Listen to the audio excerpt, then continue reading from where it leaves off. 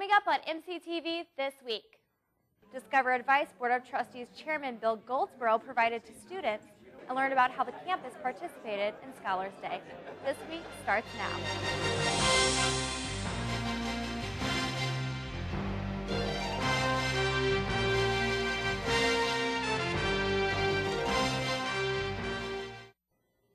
Hello and welcome to MCTV this week. For Lily Guillen, I'm Juliana Graff.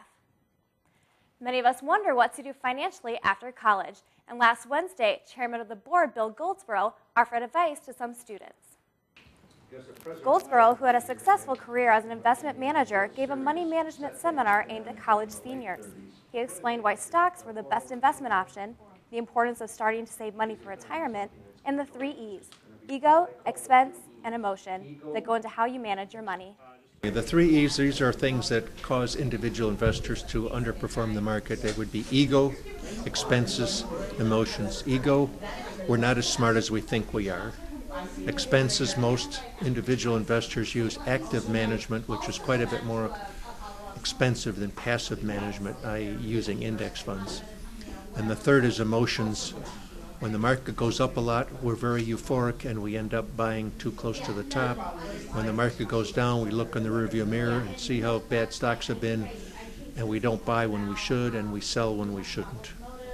So all 3 of those contribute to individual investors. Goldsborough's talk was sponsored by the Wackerly Center.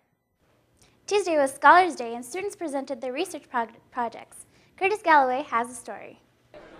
Students of all disciplines presented their research projects in the CSB this Tuesday. Many created posters explaining their projects and giving visuals to what they did. Students presenting stood by their boards and offered explanations to interested individuals. My project is for the Intro to Public History 193 class. We did a huge, super abroad research project on the Reverend Samuel H. Weed. He was a pastor here, and he would go around and preach to the public with his melodeon on a horse. He was a pretty nifty guy. He had 11 kids. Projects included art, history, sciences, and everything in between.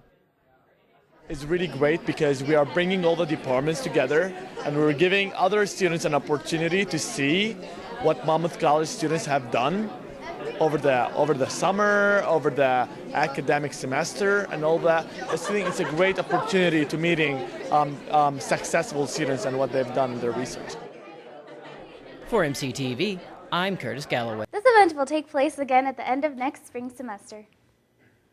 What would it take for you to live in a town like Monmouth after graduation? David Edge has the answer. Throughout the semester, Professor Robin Johnson's Politics in the Midwest Citizenship class researched what factors attract millennials to live in cities like Galesburg and Monmouth. So a survey was constructed to find out what is really attracting individuals that are about to graduate college and what are they looking for in the communities that they want to live in. We ended up getting 210 responses from our juniors and seniors here at Monmouth, and it was a good representation of what these people are really looking for and what can attract them to smaller areas like Galesburg.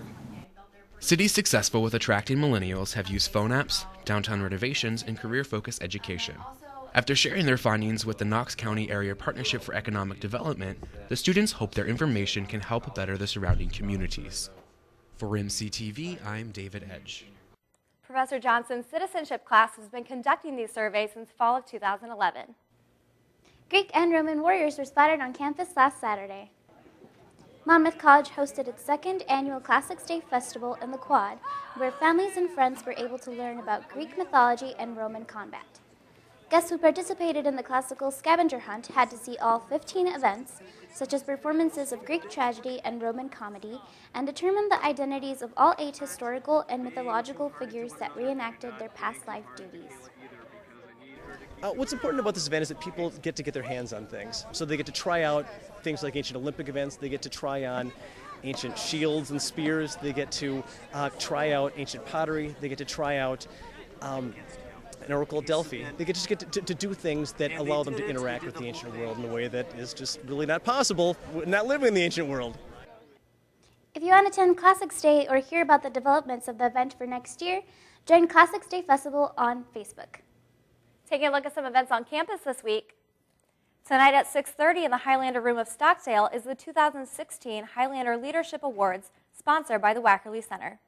Tonight at 9 in Scotland Yard, Justin Long will be performing ASAP's Coffee House event.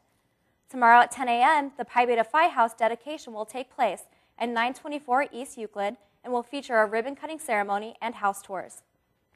Coming up after the break, the men's tennis team hosts their final home meet before heading north for the conference tournament.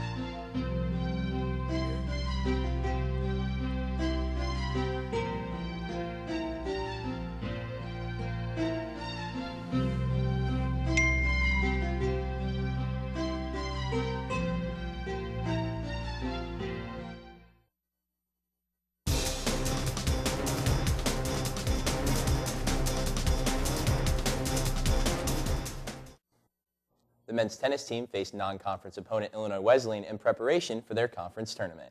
The match started out with doubles, where the Scots took 2 out of the first 3 games. Great plays like this one from Monmouth sophomore Paulo Poligo, with the quick return stunning the Wesleyan players. Taking note of what his teammates were doing, senior Marco Franco decided to add to the quick return highlights with this shot that was too much for Wesleyan to handle. Sophomore Landon Walker wanted to be a part of the action as well, with this huge serve that had no chance of being returned. After winning those 2 doubles matches, Monmouth only needed 3 more wins for a team win overall. Great serving played a huge part in 4 out of 6 wins with the Scots during the singles matchups. Marco Franco with a huge serve here that Wesleyan was unable to return. After a quick talk with Coach Jordan, freshman Kevin Lewis was able to put his opponent away with this great return. Just to finish strong, Grinnell has clinched the conference title, so that's kind of a bummer, but we still have a chance to go to nationals if we win out at the conference tournament, so that's the goal right now, is to win out and take our talents to nationals. The conference championships will begin this Friday in Madison, Wisconsin. That's it for sports. Here are the rest of the scores from this week.